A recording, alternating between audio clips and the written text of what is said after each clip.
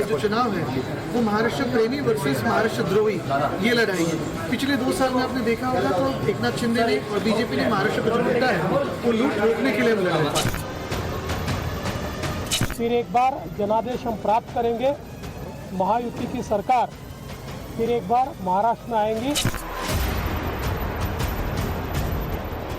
महाराष्ट्र की जो महाराष्ट्र द्रोही सरकार है, शिवद्रोही सरकार है, महाराष्ट्र को बेचकर गुजरात को देने वाली जो सरकार है उसको महाराष्ट्र से हटाना ये हमारा धर्म है।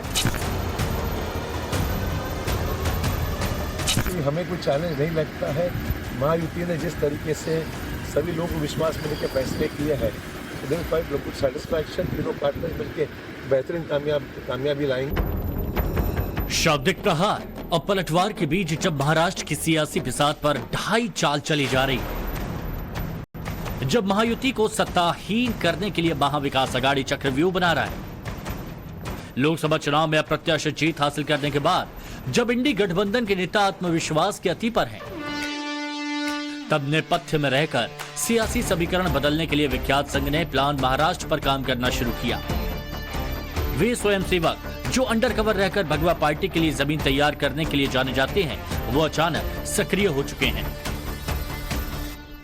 हम आपको बताएंगे कि जिस संघ की लोकसभा चुनाव के दौरान में बीजेपी से नाराज होने की खबरें सामने आ रही थी, वही संघ अब महाराष्ट्र में कैसे और क्यों एक्टिव हो गया है। हम बताएंगे कि मराठा राजनीति के भीष्म पितामह कहे जाने वाले शरद पवार के चक्रव्यूह को तोड़ने के लिए संघ की वो महीन स्ट्रेटेजी क्या है।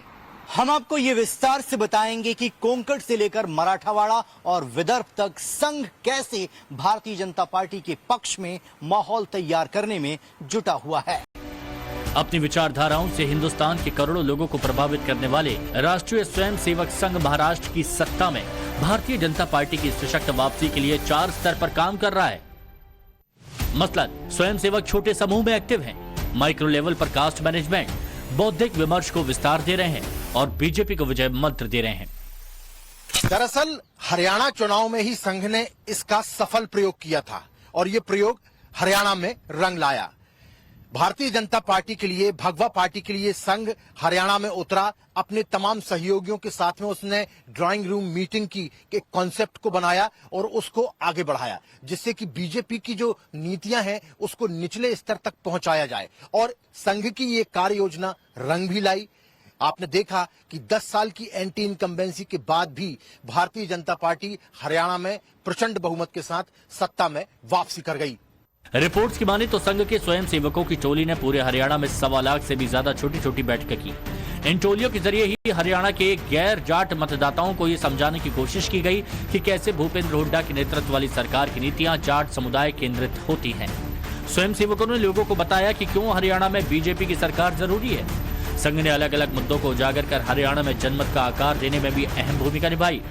इस प्रयोग को अब संघ उस महाराष्ट्र में विस्तार दे रही है जो उसकी जन्मस्थली है।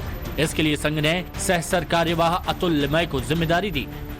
करीब 50 साल के अतुल लिमय महाराष्ट्र के रहने वाले हैं। लंबे समय तक क्षेत्र प्रचारक के तौर पर काम किया। वो पश्चिमी क्षेत्र में संघ के नामी क्षेत्र प्रचारक थे।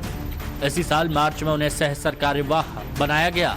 उनके बारे में कहा जाता है कि उन्होंने महाराष्ट्र में आरएसएस के काम और विस्तार की देखरेख की थी। अतुल लिमय को संघ और बीजेपी के बीच समन्वय नियुक्त किया गया था। महाराष्ट्र में बीजेपी के पक्ष में हवा बदलने का जिम्मा मिलने के बाद से ही वो एक्टिव हैं। अगस्त में उन्होंने बाकायदा इस बार के चुनाव सामूहिक नेतृत्व में लड़ने पर जोर दिया था और अब इसको लेकर उन्होंने जमीन पर काम करना भी शुरू कर दिया है। इसके लिए संघ ने स्वयंसेवकों का छोटा छोटा ग्रुप बनाया। एक ग्रुप में 5 से 10 स्वयंसेवक शामिल हैं। 60,000 से ज्यादा छोटी छोटी बैठकें करेंगे। इसके अलावा संपर्क अभियान चलाएंगे।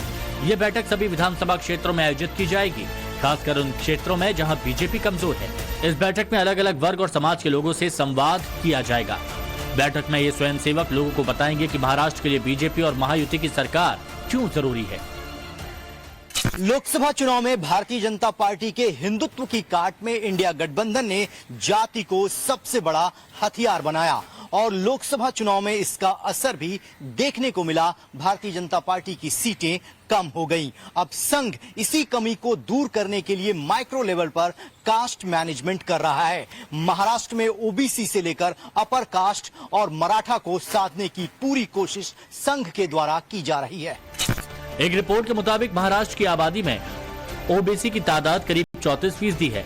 महाराष्ट्र में ओबीसी की करीब 261 जातियां हैं। 7 और प्रमुख जातियों और उपजातियों को ओबीसी में शामिल करने की सिफारिश राष्ट्रीय पिछड़ा वर्ग आयोग ने की है। इन्हें साधने के लिए संघ माइक्रो मैनेजमेंट के तहत काम कर रहा है। जानकारी के मुताबिक आरएसएस ओबीसी की 353 उपजातियों, एससी की 59 उपजातियों, एसटी की 25 उपजातियों और 29 घुमंतु जातियों के बीच अलग अलग कार्यक्रम चला रही है। इतने ही नहीं, बाला साहेब की खींची लकीर पर चलकर संघ ठाकरे के वोट किले में सेंधमारी की तैयारी में है। बाला साहेब के धरतीपुत्र आंदोलन के रास्ते मुंबई और कोंकण बेल्ट की सभी 5 जातियों को बीजेपी और शिंदे सेना से जोड़ने की कोशिश की जा रही है। जिन जातियों को ठाकरे परिवार का करीबी माना जाता रहा है, उन्हें समझाया जा रहा है, उन्हें बताया जा रहा है कि किस तरीके से उद्धव ठाकरे जो है वो बाला साहेब ठाकरे की खींची हुई लकीर से भटक चुके हैं। कैसे उद्धव ठाकरे कांग्रेस के साथ जाकर मिल गए और कैसे वो मुस्लिम परस्त हो गए हैं। यह भी बताया जा रहा है कि किस तरीके से जो बाला साहेब ठाकरे की कार्यशैली थी, जिस तरीके की उनकी कार्य पद्धति थी, उससे पूर्ण रूप से भटककर दूसरी कार्य पद्धति में चले गए हैं उद्धव ठाकरे। और ये तमाम जो अभियान चलाया जा रहा है, ये उन्हीं 5 जातियों में चलाया जा रहा है जो मुंबई और कोंकण के बेल्ट में बाला साहेब ठाकरे के नजदीकी मानी जाती रही हैं। रिपोर्ट्स की माने तो संघ ने बीजेपी को भी निजी तौर पर दलितों के बीच संपर्क बढ़ाने की सलाह दी। दलित समुदाय के बौद्ध बने बड़े दलित वोटरों को साधने के लिए बीजेपी बड़ा आउटरीच कार्यक्रम चला रही है।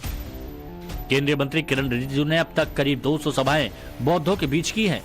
रिजिजू ने दलित समुदाय से बौद्ध बने लोगों के बीच जाकर केंद्र सरकार द्वारा दलितों के उत्थान और देश के बौद्धों के लिए किए गए कामों की पूरी फहरिस्त को बताते हैं। किरण रिजिजू को मोदी कैबिनेट के बौद्ध चेहरे के तौर पर प्रोजेक्ट किया जाता है। संघ की सलाह पर जिस तरह बीजेपी आगे बढ़ रही है, उससे सवाल उठ रहा है क्या जिस मनमुटाव की खबरें आ रही थी वो खत्म हो चुकी हैं। संघ ये मान के नहीं चल रही है कि हमारे बीच कोई मतभेद है। जो संघ के लोगों से मेरी बातचीत हुई है, या बीजेपी के भी आम नेता नहीं मानते हैं कि हमारे बीच कोई मतभेद हैं या मतभेद थे। जो महाराष्ट्र बड़ी चुनौती बना हुआ है बीजेपी के लिए, वहां सत्ता में वापसी के लिए संघ उन कार्यकर्ताओं को साथ पाया है जो कई सालों से पार्टी के लिए काम कर रहे थे लेकिन तवज्जो नहीं मिलने से नाराज थे। संघ ने कहा है कि नए और पुराने सभी कार्यकर्ताओं को बीजेपी तवज्जो दे। मूल कैडर जो बीजेपी के कार्यकर्ता हैं उन्हें जवाबदेही दी जाए। डोर टू डोर संपर्क के तहत काम करने के लिए कहा गया है। हिंदुत्व के मूल मुद्दे को बनाए रखने पर जोर देने के लिए कहा है। नैरेटिव की जंग में आगे रहने के लिए कहा है। मतलब विपक्ष जो नैरेटिव सेट करता है उसको हावी ना होने दिया जाए ताकि जनता में भ्रम ना पैदा हो। जिन सीटों पर मेहनत करने से जीत की संभावना दिख रही है वहां फोकस करना है और 60% बीजेपी वोटर को बूथ तक पहुंचाने के लिए कहा गया है, क्योंकि लोकसभा चुनाव में यह बड़ा फैक्टर था।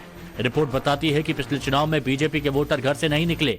जिन बूथ पर भगवा पार्टी के पक्ष में वोटिंग होती थी वहां में 40 से 45% वोट पड़े और नतीजे सबके सामने है। इसके लिए बीजेपी अपने स्तर पर काम कर रही है तो संघ अपने हिसाब से लोगों को साध रहा है। संघ 365 दिन 24 घंटे समाज के भीतर काम करता है, वो समाज के बाहर का संगठन नहीं है, जिसके कारण संघ के स्वयंसेवकों का सामान्य लोगों से जीवंत संबंध रहता है।